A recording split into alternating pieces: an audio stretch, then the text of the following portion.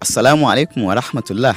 Masu sauraron mu barkanmu da sake kasancewa da ku cikin shirin nan da muke karanto muku littafin mahaifiya tare da ni Adam Abdullahi.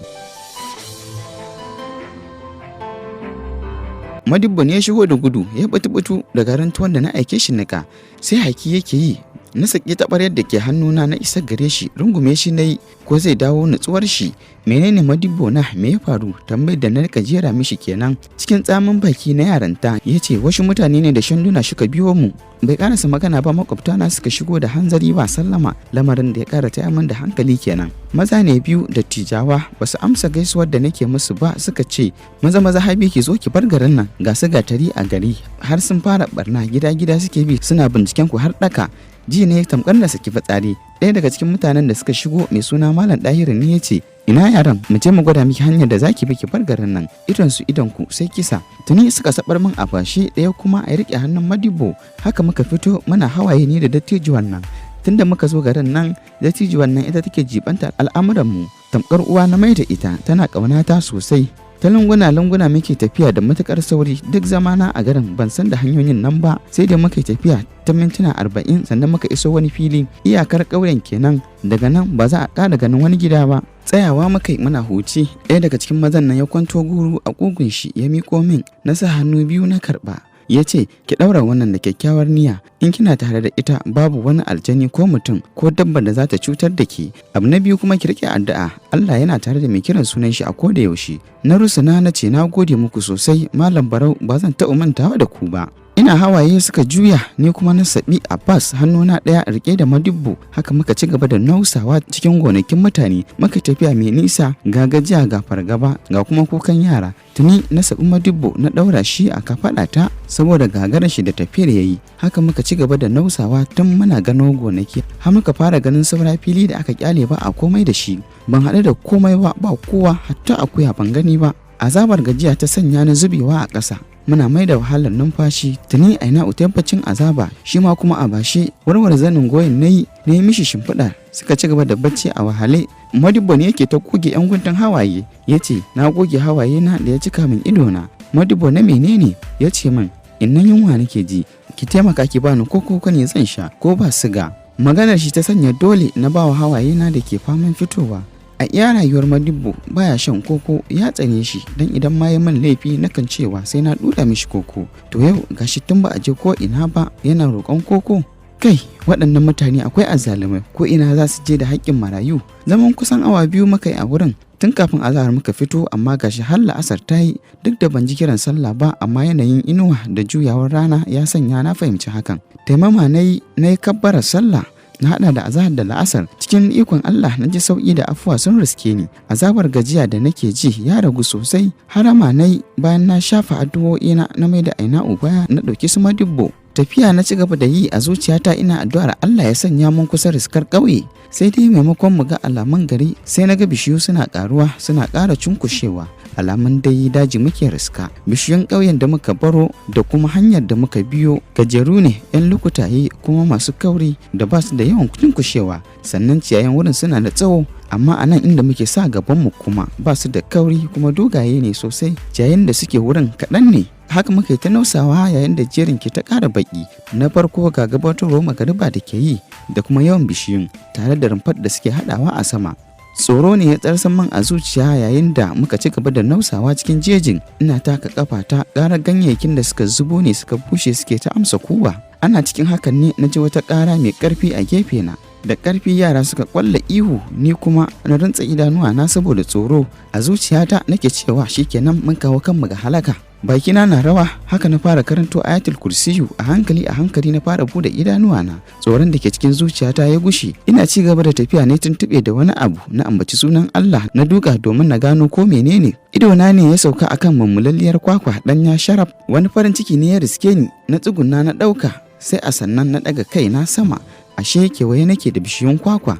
Ban ɓata lokaci ba, na fasa kwakwar nan na juye wa aina ruwanta a baki, sai ga sauran sun fara kuka su ma na basu. Bara kwakwar nayi na gutsara wa kowa na bashi, cike da manna suka cinye. Dan tausayi sai da nayi hawaye. tafiya muka ci gaba da yi sannu a sannu. Duk inda naga kwakwa sai na ɗauka dan mata yi min nauyi. Madubba ne ya cire rigar shi muka shiga tara kwakwar a ciki. Bayan tafiyar wasu mintuna sai gashi mun iso wani fili mai ɗauke da yashi, gefe kuma koyi ne ke wucewa a hankali ba tare da gudu ba. Hamdala ne ga Ubangiji muka zube a yashin. Da hamdala na isa gabar kogin, na zura hannuna a ciki, ɗibowa na rika yi ina basu har suka ƙoshi, sannan nima na sha. Muka rika fasa wannan kwakwan muna ci har muka ƙoshi. Abinka da yara sai gashi sun fara wasa. Har dare ya riske mu muna zaune gaba ɗaya tsoro ya kau daga zuciyarmu. Farin wata shine mana fitila a wannan daren. Har suka yi bacci ina zaune ina kallon su. Da sun yi juyi kaɗan sai na karkaɗe musu kai saboda sauro. Ganin zaman ba zai min ba ya sanya na ɗaura alwala na fara sallah har gari ya waye. Hasken da wurin yayi ne ya bani damar ganin wasu kayan itatuwa. Cike da farin ciki na rika tsintowa muna wankewa muna ci. Sai a sannan na fara tunanin yadda rayuwar mu za ta kasance. Na shiga wasu wasi, shin juyawa zan yi inda na fito ko kuma tsallaka kogin zan yi? To idan na tsallaka ina kuma zan riska? Na rasa wani mataki ya dace na ɗauka. Har rana ta fara fitowa, hakan ya sanya yashin ya ɗau zafi sosai. Dole muka tattara muka shiga inuwar bishiyu.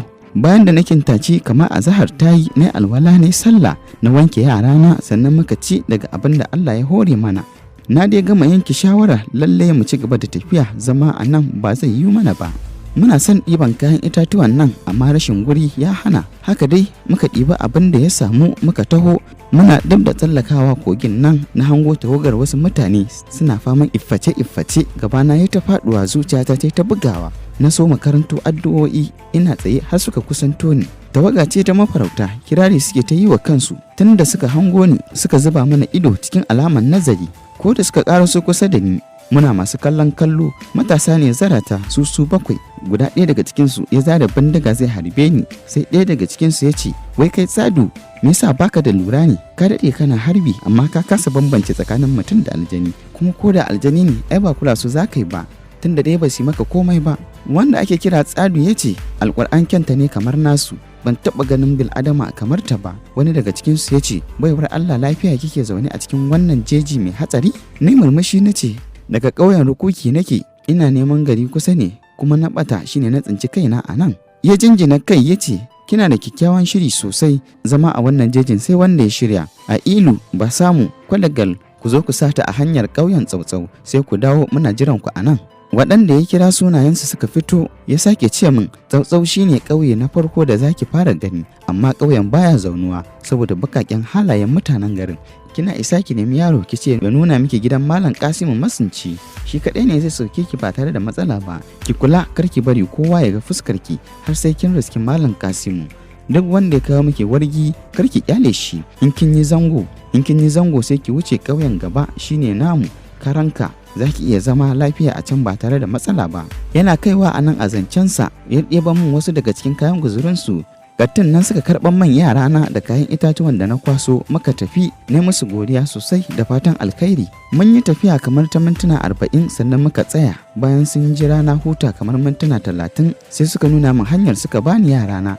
Na lulluɓe fuskata da ƙyallen alawowin da suka yaga min a cikin kayansu. Ne godiya muka yi sallama muka rabu. Na ci gaba da tafiya tinkis har tsawon mintuna 40 kafin na fara ganin gonaki, alamun mun kusa isa gari. Sake zango muka yi, na sallah muka ci abinci sannan muka ci gaba da tafiya. Bayan tafiyar minti 30 muka iso ƙauyen Tsautsau. Wani yaro na fara cin karo da shi yana tallan kalaba. Na ce ya raka ni gidan Malam Kasimu Masunci na bashi kilishi. Ya ce ina kilishin? Na kwanto na nuna mai, ya ce mu je. Ya shiga gaba muka bi shi, dan inda muka wuce sai an bi mu da ido, wasu kuma na ya fito ni. Sai na ji yaron nan ya kunduma ashar. Haka dai har muka karasa gidan. Yaron nan kin tafiya yayi bayan na bashi kilishi. A dole sai Malam Kasimu ya fito ya sallame shi ma. Jim kaɗan sai gashi ya fito muka gaisa. Ina ganin yaron nan ya zaro kuɗi a aljihu ya bashi, babu alamar damuwa tare da shi. Na gabatar da kaina ga Malam Kasimu sannan ya mana izini muka shiga ciki. Sallaman da ake ta kwadawa ce ta katse inna daga ci gaba da bada labarin. Gaba ɗaya duk wanda ka kalli fuskarsa zaka ga alamun damuwa. Ba ma ya Aina'u da ta tsinkaye Maryam mai gidanta, ta ce o sai yanzu ya ce lallai sai mun tafi gida ko? Inna ta ce idan kika zauna a nan gidanku zaki min. Bawan Allah nan yayi kokari, kusan wata ɗaya kenan ba kwa tare da shi. Dama ko da a ce bai zo ba, na yi alƙawarin tura ki gida yau. Aina'u ta ce inna to labarin fa. Inna ta sake cewa sai na ba waɗanda suke gidan ai. Dole sa ta yi shiru saboda karasowar barista Al'amin cike da kulawa da girmamawa ya gaida inna tare da yi mata jaje, sai satar kallon Aina'u yake a kokarin sa na karanto sauyin da ta yi. Harara inna ta ci gaba da bankawa Aina'u ba shiri, ta tashi ta shiga ciki ta haɗo kayanta. A dakile Anisa ta gaida Al'amin ta fice abinta dan ganin yadda aka shakulatin bangaro da ita. Ba don taso ba Aina'u ta fito tana kumbure-kumbure, sai da inna ta gargaɗe ta da ido. Al'amin na ganin ta ya miƙe, su Ahmad suka take musu baya. To masu sauraro, a nan za mu dakata, sai ku biyo mu zuwa wani makon domin jin yadda rayuwar Anisa za ta kasance a wannan gida, tare da ni Adam Abdullahi.